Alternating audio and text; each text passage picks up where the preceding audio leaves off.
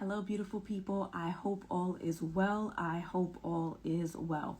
If you are new to my page, my name is Alison, certified dating and relationship coach.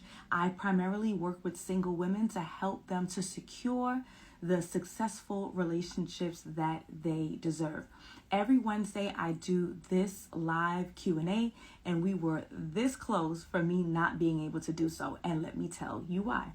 So Instagram put me in Instagram jail. And the reason why they put me on Instagram jail, meaning they told me that I could not go live, this was like almost for a week, is because a gentleman decided that he was going to call me an HOE. I responded and I said, your mother's an HOE. Magically, Instagram was able to pick up on when I said HOE and then told me that I was not following the community guidelines, but not when the guy called me names.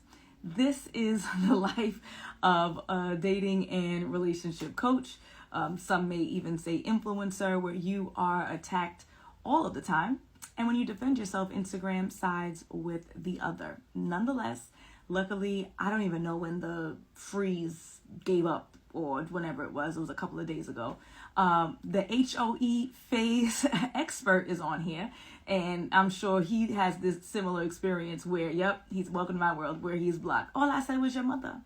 Your mother's and then I'm the one who goes to Instagram jail. Nonetheless, we're here together right in time. Yeah, I recognize I need to start spelling things differently. If I spell things differently, then the algorithm is not smart enough to pick up on what I'm saying, but people could curse me out 24/7. Nonetheless, it's all right. We're here together, and that is all that matters. Welcome, Dial in Style, African Prince, Amy J to you. I am Dr. Mo. Hello, Marlon Slack. How are you? We have Future Flow Designs. Yeah, that's crazy all the time. Bim House 17. Yep. Welcome. I know it's crazy. We have Miss Jones. We have Simply B. Thank you for joining. If you are new to my page, this is the first time that you are seeing me or hearing me go live, please let me know who you are and where you are from so that I can appropriately welcome you to the land of love. Thank you, Emerald Diamonds. I'm happy to be back. I appreciate that. Hi, Busy B. How are you? Hello, everyone who is here in the building. All right. So let us go ahead and get started. How does it work? Every week, Tuesday evening, I post this same exact story. It looks just like this. Gray background, me smiling with this red outfit on. That's my next story. With this red outfit on, and it has a box. So it says live Q&A Wednesdays at 6-ish. And then it has a box for you to drop a single question, and that I would do my best to answer as many questions as I can before it's dinner time or before my husband needs a break from the baby or before whatever. Okay. So we're going to go ahead and get into that. I'm going to answer as many questions as I can. Okay. So the first question that we received from a subscriber. So my A team, my subscribers always go first. I'm skipping the line because they paid the cost to be the boss. Okay. So let us go ahead with the subscriber first. It says, how do you know when you're ready to date again after a breakup? How do you know when you're ready to date again after a breakup? Okay, so there are a couple of factors that you could look at to decide whether or not you're ready. Okay, number one, are you still pining over the ex? Meaning, if that ex were to ring your phone right now, does your heart drop as soon as you see their name? Are you still scrolling through and looking at the photos and reminiscing of the good old times? If they came back into your life, would you give them a second, third, fourth, fifth, hopefully not chance? If you are still pining over your ex and you are not prepared to get back in the dating scene, because it is not fair to the person that you are seeing, who's spending money, who's spending time, who's putting in effort to get to know you, to potentially be with you. It's not fair to them if you are still pining over your ex. If you guys remember the Donnell Jones song, Where I Want to Be, and he left his girl since teenage years, as he put it, so that he could run in the streets. And then she finally went on a date with a guy, and then he's at the window, sweet doodle dee, right? And then the guy, I don't know if you guys ever peeped this, the guy at the table looks so defeated after that woman gets up, leaves him at the table to go meet Donnell Jones outside. If I was the video vixen of that video, Donnell Jones could kiss my behind. You want to leave me and then circle back around when you're prepared? Good luck to you. Go back and be with them video hoes that you was with, and I'm going to continue my date, okay?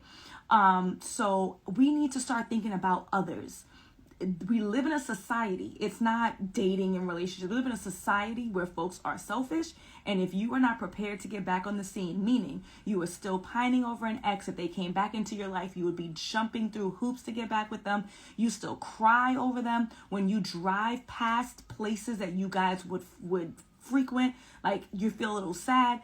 All of those things, that means that you are not prepared. Secondly, you might not be on the X necessarily, but if you feel as though you cannot give someone a fair shake, meaning potentially you were hurt by your ex, you were lied to, you were cheated, you were manipulated, like it ended poorly, and as a result, you feel as though any new person who comes into your life, you would not fairly give them a shake, then you're not ready, right? So that means there needs to be something that occurs. Number one, you need to consider going to therapy to work through whatever pain, whatever conflict that you've been through. You can try to piecemeal it if you want. You go through podcasts and you could go through journaling and you could go through affirmations. But again, it is not fair to the new person that you would potentially be dating that you're giving them a hard time and holding them to like an outrageous standard that you normally would not have had it not been the breakup. If it had not been that you went through the breakup that you went through, okay? So number one, if you're pining over the ex, do not get back on the scene. Number two, if you physically feel as though, well, I guess not physically, emotionally feel as though you cannot give somebody a shake, a fair shake, and you're going to be holding them accountable too. You're going to be checking through their phone. They ain't even doing anything. You're going to be arguing and carrying on for no reason that they did not do anything to you. This is just, well, this is my experience. This is what I went through. So you need some healing. All right. So that's how you know whether or not you're ready to move on. Let us move on. Next question. How can you help your partner heal from your unfaithfulness, still trying to grow in the relationship? How can you help your partner heal from your unfaithfulness, still trying to grow in the relationship? So number one, you don't have the capacity. You don't have the capacity. Many times the injurer cannot heal the injured, right? So you cause the injury in this relationship. Many times you are not the one who's in a position to do the healing. Now, are there some things you can do to try to quell things? Are there some things that you can do to make them feel slightly more comfortable? Yes, but that's not enough. Let me answer your question because I know what you want to hear. You want me to tell you, well, Alison, what are some of the things I can do to soften the blow? You're going to soften the blow. It will not heal it, okay? By cheating, you stab this person in the back, right? Stab in the back. Could we get some rubbing alcohol and would that kind of maybe avoid infection? Yeah, but now we need stitches. We need a medical professional to look at this. Like, this is not just something, it's not a scrape, right? So what can you do? Number one, you are going to be their bitch. That's what you're going to do. You are going to answer every single phone call. You are going to answer every single text message in a timely fashion. You're going to give them unlimited access to your phone. You're going to have your, Find My iPhone or whatever it is, or those like Apple tags. Like, you are going to have to be a 100% open book and do whatever it is that they ask you. If they tell you that potentially you have to quit your job because the person that you cheated with worked at that job, now we all know that you could sleep with them outside of that, but they're just overwhelmed and they can't handle the fact that you'd be seeing this person, right? If they tell you that you can no longer hang out with that circle anymore because the person you cheated with is in that circle, you are going to be, as Future Flow Design says, be their slave until further notice. However, that is not going to solve your problem.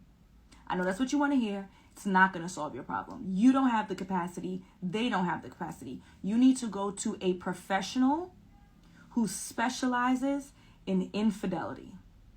You need to go to a therapist, a couples counselor, a relationship coach who works with that stuff. Not me. Do not book me. I don't work with couples for this reason. I work with singles, okay? Because singles, listen, couples, now you got twice the amount of people who are there and paying you and thinking that money is going to be the resolution. I'd stick with one, okay? You need to work with a professional who helps people to overcome infidelity in their relationship. So again, answering your question, because you just want an answer, you're going to have to be their bitch. You're going to have to do every single thing that they say. You can't talk to this person. You can't go out for the weekends. You got to share your location. You got to show your phone, right?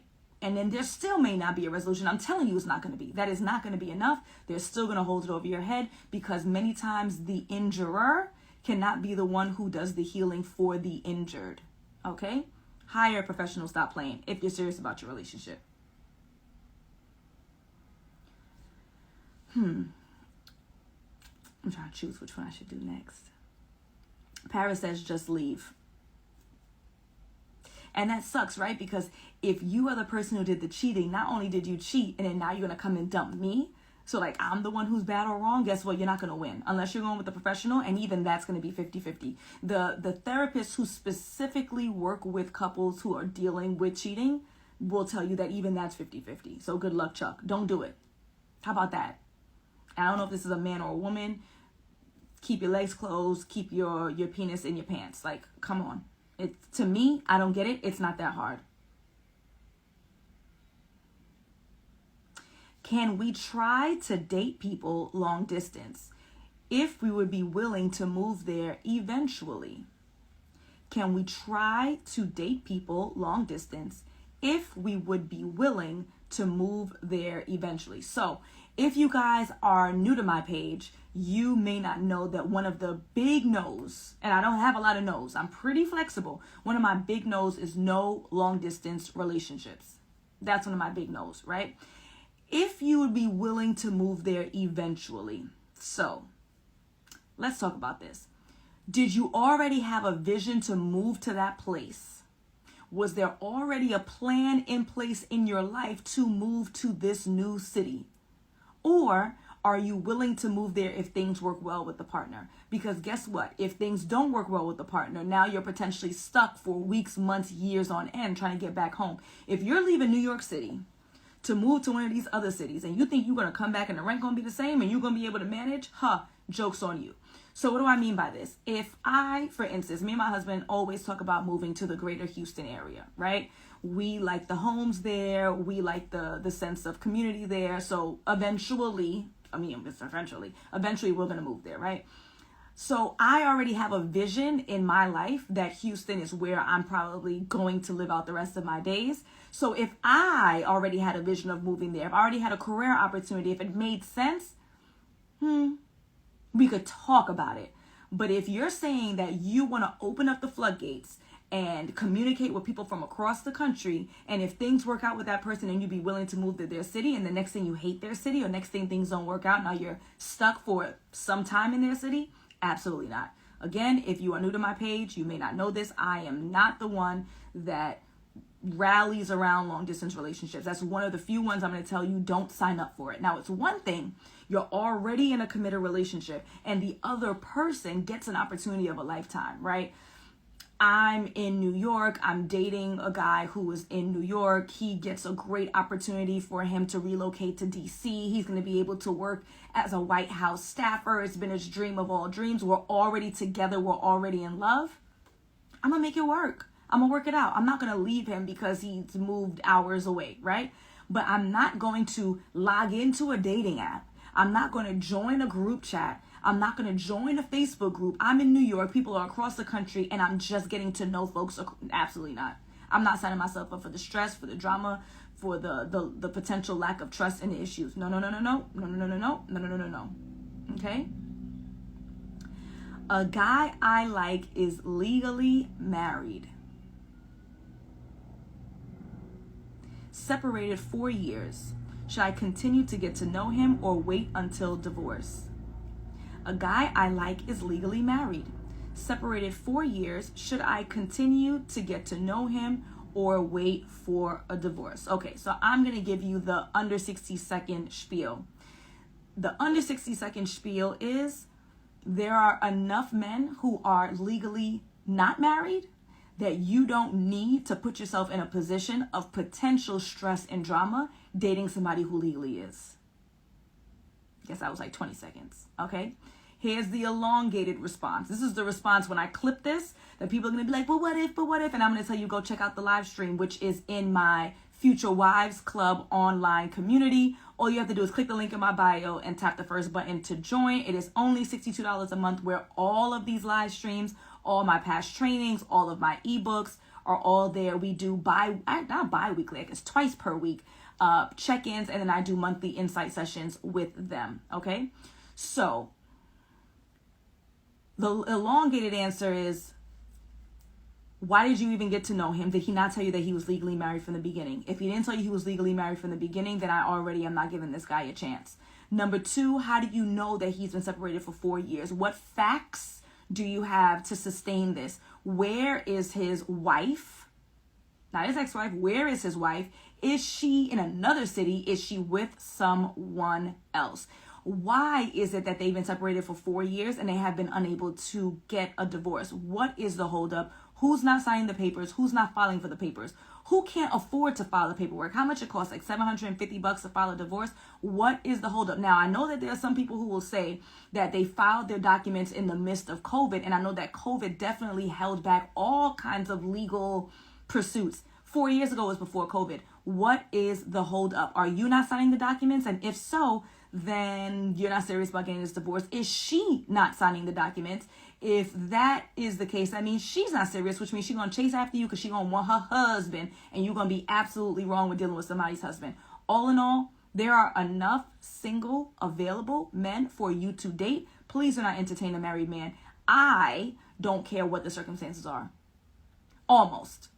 I'm trying to think of a circumstance. His legal wife is serving in Afghanistan. She's not going to be home for 18. Like, I need some kind of outrageous circumstances where it is reasonable that it would take this long for someone to not get their divorce papers in order. As a result, I'm not trying that hard. We got to move on. Okay? Should a woman ask a guy out for the first date? Should a woman ask a guy out for the first date? Okay, let's talk about this. So we are in a very strange place in society right now. We're in between and swinging between traditional morals and values and looking at modern morals and values. There are all these complaints about the modern woman, and it's used as an insult, right? You're the modern woman, as if that's a terrible thing to be. At the same time, when many times women are leading with their traditional roles and values, right? When they're leaning into their femininity, then it's, oh no, there should be more equity. I'll give you an example. I posted a video. It was a viral video of a woman who said that she wanted her husband to buy her a house. So many of the gentlemen, I mean, there was some other antics around it, but the crux of the conversation was that she wanted him to buy her a house. Them a house. Both of their names would be on the documents. So many gentlemen who are in an uproar. That's outrageous. He should run. Why? Why should he run? I am confident that some of these same guys are the ones who complain and will then turn around and say, these modern women, and you're so masculine, and you're so aggressive, and you need to be more feminine. And then when we say, okay, fine, we're going to go and change our whole trajectory. We used to be on this strong, independent black woman thing. Now we're on the soft life thing. Now we're leaning on men to be the leaders. Now we're relying on men to have the financial stakehold in our relationships and in our family. Now it's a problem. Which one do you want? Right? There are going to be some guys who are going to say, oh, yeah, sure, she can ask me on a date. And then in our next conversation is the women are too masculine. The women are not leaning into their feminine energy. The women. So which one do you want? Right? I say all this to say that I would not recommend for a woman to ask a guy out on a first date. I wouldn't recommend it. If this gentleman is interested in you, then he is going to ask you out on a date. If he is serious about getting to know you and not only sleep with you, right? Or potentially use the date to sleep with you, but you get my point. Not go straight for it. He's going to ask you. If he is disinterested or if he doesn't have the funds to do so, then he won't ask. So I would not recommend asking a gentleman on a first date. Now, that doesn't mean that a woman would never ask. And I'm also not saying that a woman would never pay. So my belief and my practice and the things that I say to my clients is that if you like the guy, maybe date 4. Hey, How's everything? What you doing this weekend? I want to show you. I want to introduce you to. You mentioned that you really liked axe throwing. You said you always wanted to do an escape room. Hey, here's this link. I found this. I want to take you. I don't think there's anything wrong with that. Once I know that this gentleman is interested in me because I have spent some time with him, we've had multiple conversations, we text all the time, and it's clear to me that he's interested in me, and he's not asking me to come over to his house so he can sleep with me, right?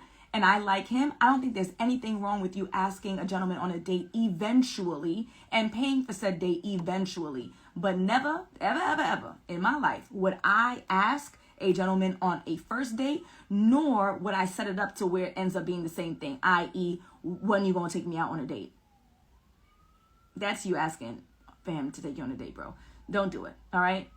If he's interested and he's in a position to do so, he will ask. If he's not interested or not in a position to, he won't. And that's as easy as it goes, okay? On dating apps, how many days of no response to then unmatch with them? On dating apps, how many days of no response to then unmatch with them? Okay, so this is what I teach people in my coaching program, The Partner You Deserve. The Partner You Deserve is my signature 6-month coaching program. So all of the testimonials that you guys see that I post every day, I think I'm at 107, happily committed, engaged, and or married women, I teach them this. I got distracted doing my plug. Yes. When do you unmatch? So what I teach them is that you want to transition from on the app to off the app as quickly as possible. Off the app meaning from the app, Bumble, Coffee Meets Bagel, Hinge, whatever it is, to your cell phone. So to text messaging and phone calls. Please do not rely only on text messaging. So much is lost in translation and it's low effort. Okay, we got to get on the phone. Nonetheless, you want to transition as quickly as possible. So when you do that transition, number one, again, you want more depth. That's the reason. And then number two, you want to remove the opportunity that somebody didn't see your message. Now, when you're on a dating app, people sometimes take days, weeks, delete the app, come back months later. And you don't want to be someone who falls into that gap. So you want it to be where I meet this person, meet them virtually, just like how you'd have met them at a bar or met them at a club or met them at Barnes & Noble, right? Met them on the train, met them at work. You want to meet this person virtually and you want to transition as quickly as possible from on the app to your cell phone. So then that way, when you send a message or you make a phone call or you leave a voicemail, nobody can ever say that they didn't know, they didn't see, they're just checking. You woke up and the first thing you did before you prayed to God was you scrolled on that phone. Then the next thing you did was you went to the toilet and you was on that phone. Then you took a shower, you brushed your teeth. As you were sipping on your coffee, you was on the phone. Then when you was driving in your car, every single red light and every single stop time you scrolled. So don't tell me you ain't see. You want to transition as quickly as possible. Now somebody's going to ask me, well, Alison, how do I do the transition? How do I either help the gentleman transition or how do I do it? The way that you do it is by clicking the link in my bio and joining my coaching program, The Partner You Deserve, where I teach all of the tips and tricks around dating and relationships. If you cannot afford a full-on coaching program, then you can join the Future Wives Club by clicking the link in my bio, tapping the first button, and I give some tips and tricks, right? But obviously fair is fair. There's no way that I can pour into the online community, Future Wives Club, in the same way that I have my one-on-one and my small group coaching program, coaching clients, okay? So you want to get off as quickly as possible. To answer your question, though, because I went off on a spiel, I would give about 3 days before I unmatch, okay? What else? What's good that we have here?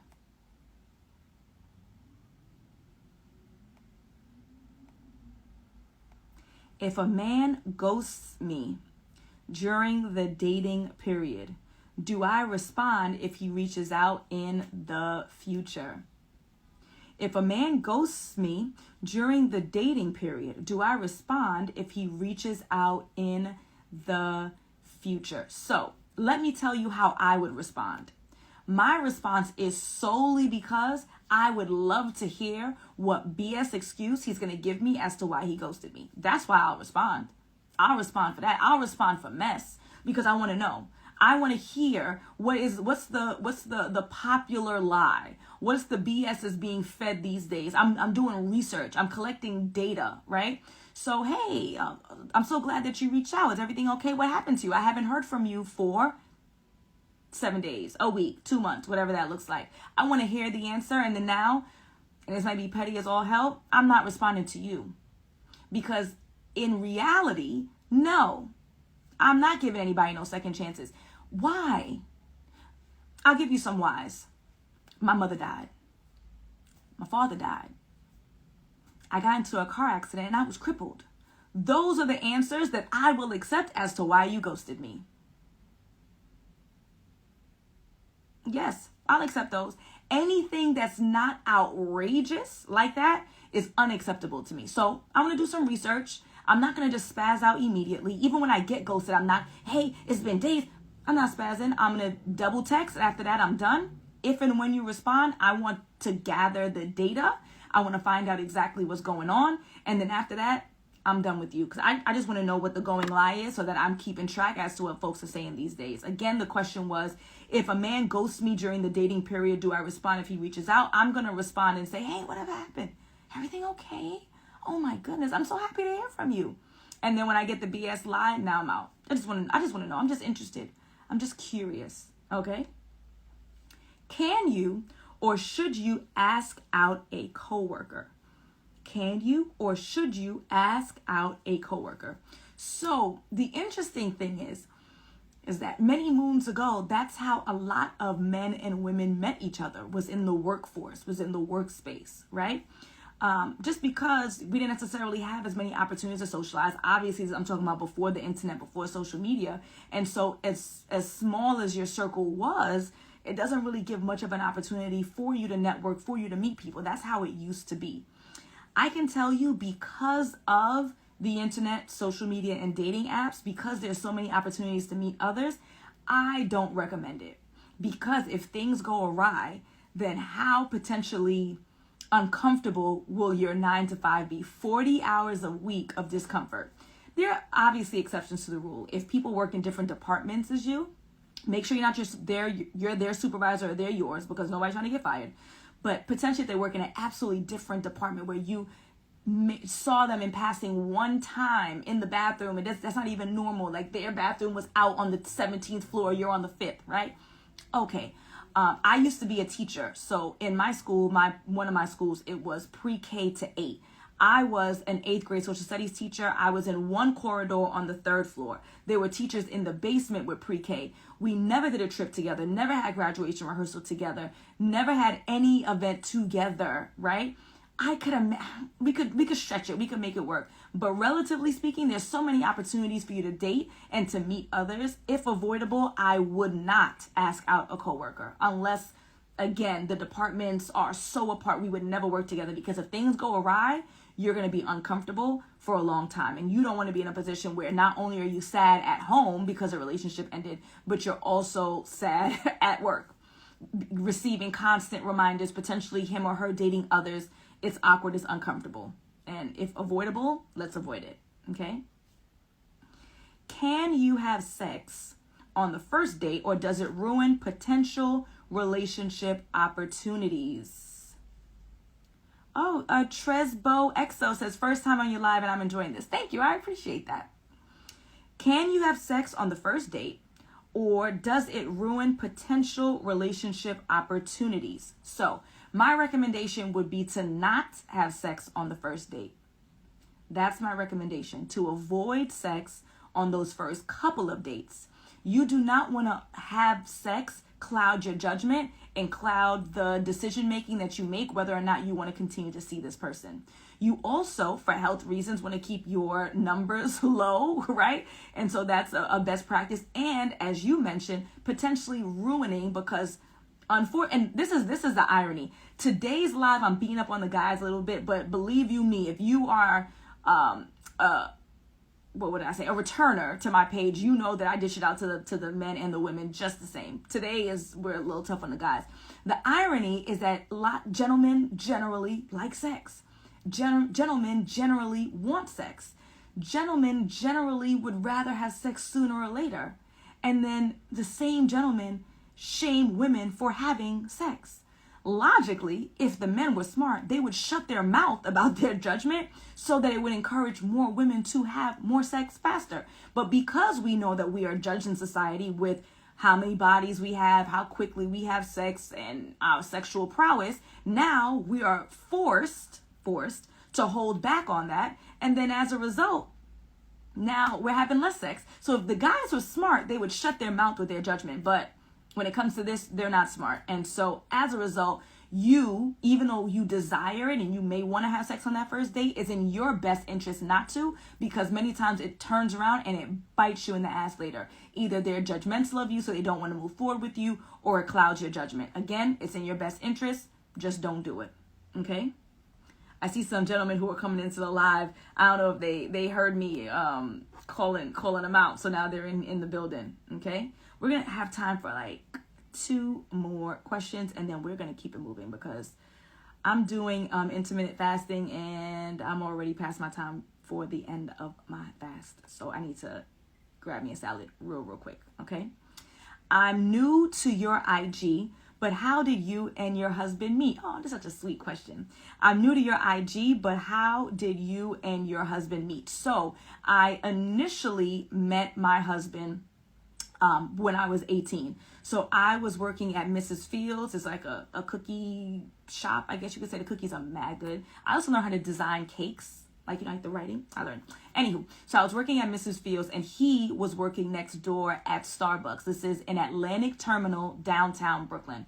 So the store that I was in was just like all of these glass panes. He walked past, he saw how strikingly beautiful I was.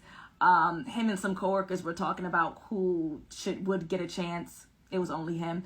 He bagged me, right? For New York terminology, he bagged me. We dated for a short period of time. And during that time, or I guess as we approached the end, we didn't know it was the end yet, he was going away to college. So he was going to be going across the country to California to play football. And so we were super smart at 18 years old when we realized that obviously this was not going to work.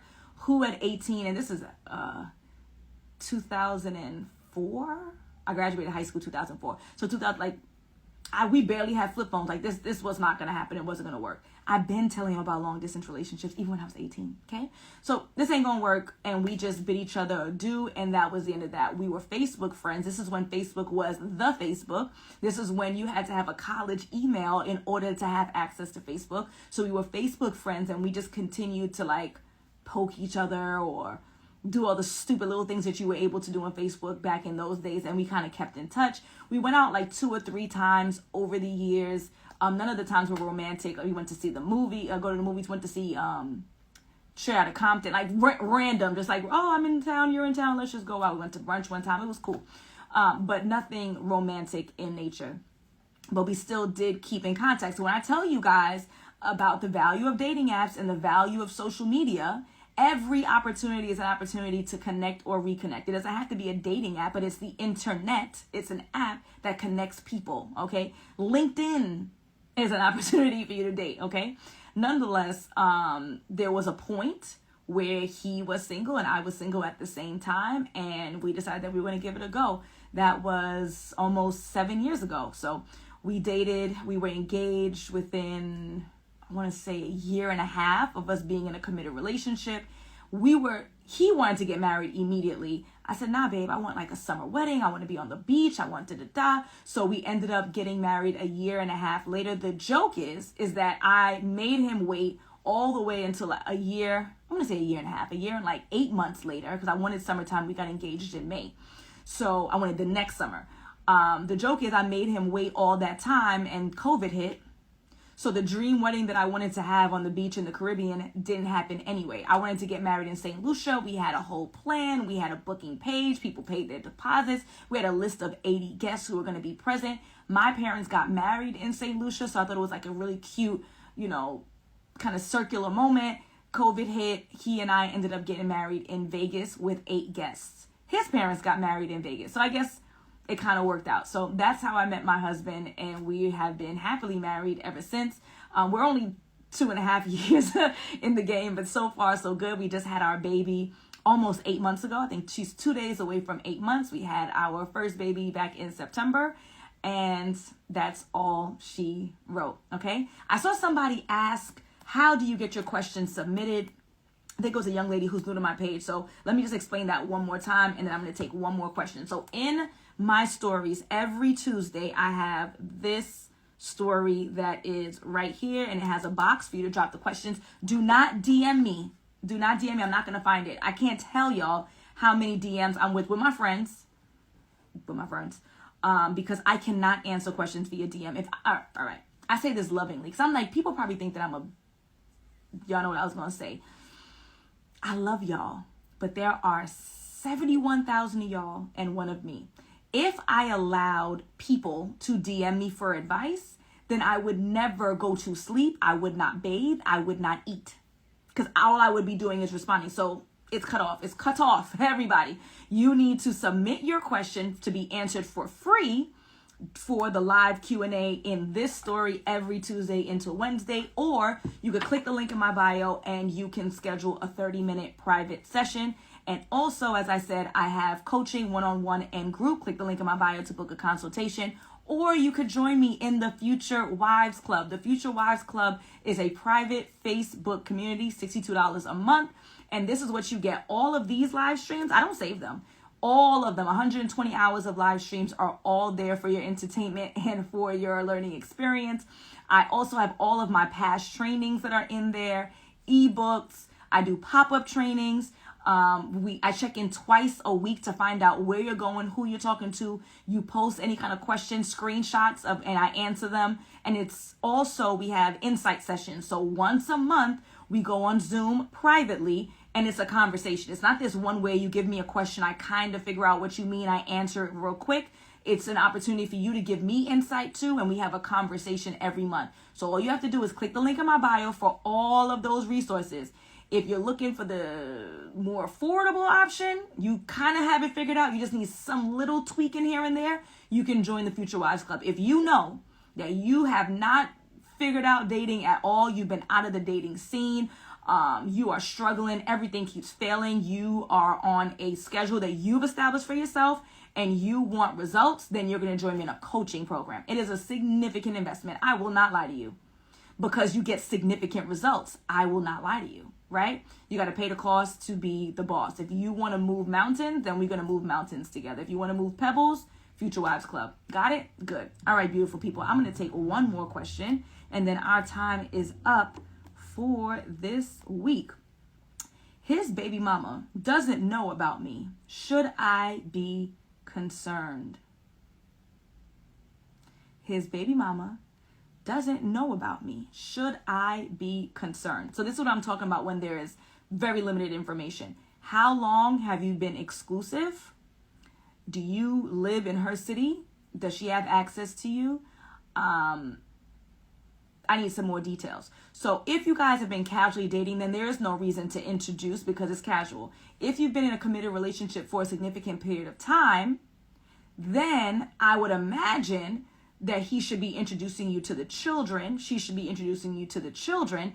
And what I would recommend is that you would be meeting the parent before you meet the child.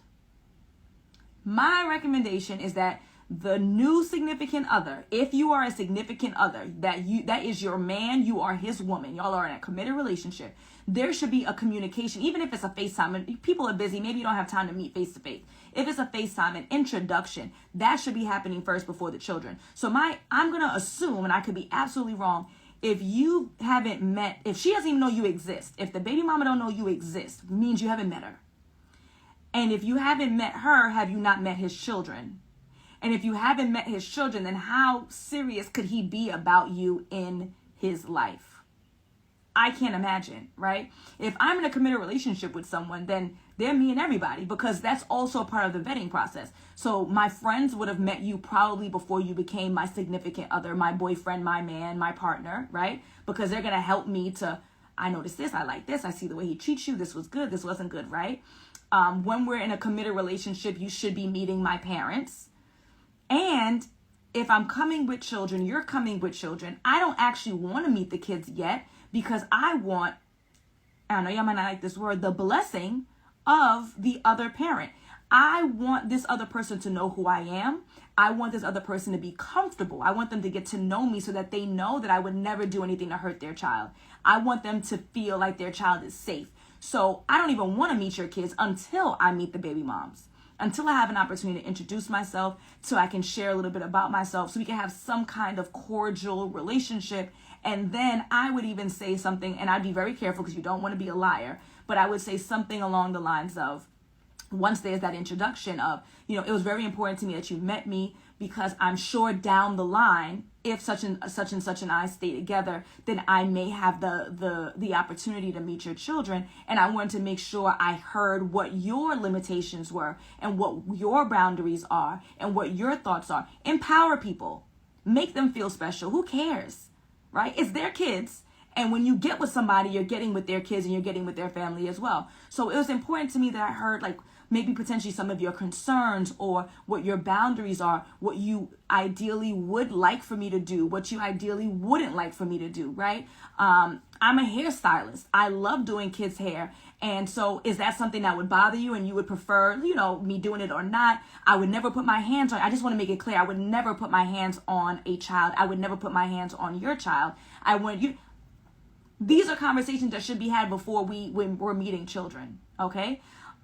So if you could create that environment, that would be amazing. And I hope that was helpful to you. Thank you for everyone who's joined the live. Again, my name is Alison, certified dating and relationship coach. Have a bachelor's degree in education, a master's degree in counseling, a master's degree extension in mental health counseling. And I primarily work with singles to help them find the successful relationships that they deserve. If you recognize that you have been struggling on the dating scene, you don't know your head from your foot, you are not asking the right questions, the muscle of discernment seems to be weak, and you want to be found by the partner that you deserve, you recognize that time is of the essence for you, and you want to get to a result ASAP. You have seen my testimonials. You know that I have, 107 clients who are in committed relationships, engaged or married. I have 2 babies. I got 1 baby, but 2 of them is because of me. I'm taking full credit on for that.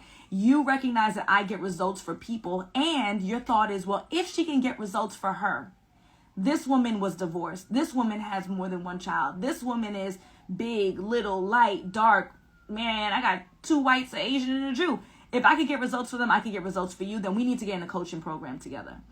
If you are still unsure and you want to get a little taste, a little piece, then you can a little piece, right? Then you could go ahead and join me in the First Wives Club. It's a private Facebook community where I offer additional resources outside of Instagram. It is not full-on coaching. It is not a full hour where I'm getting in your ass about you being difficult, unrealistic, without you giving in and dating someone who's a gargoyle. I'm not talking about that, but generally, right? Your head is in the clouds. You're doubting yourself. You don't believe you have the capability. You don't believe that you're worthy. You need someone who's going to turn things around in your mind and your heart. That's a full-on coaching program. You need some tidbits. You need some advice. You need some guidance. Little support. Join me in the First Wife Club. So I have many opportunities depending on what you can afford and what your needs are. Okay, so click the link in my bio. Check out all of this good stuff. And if you thought that this was a valuable conversation that more people should share this live to your timeline. Share it on your story. Share it with a friend. I would really appreciate your word of mouth. Nonetheless, I'm going to get out of here. It is past dinner time for me, but it has been a pleasure, and I will surely see you guys throughout the week. If not, next Wednesday, 6 p.m. Eastern. All you have to do is click the link in my bio, scroll to VIP list. It's a free text list. I text like twice a week. Hey, I have this going on. Hey, I'm going live. Hey, I have this going on. Hey, I'm going live. And that's that. Alison is amazing. She keeps it real with love and humor. She's professional. She drops gems and nuggets. Thank you, Tender Kisses 707. I appreciate you. And thank you for everybody who purchased a badge. This live will be up for a few hours. After that, it's going into the vault of the Future Wives Club. Click the link in my bio to join us and see me there. Have a good one.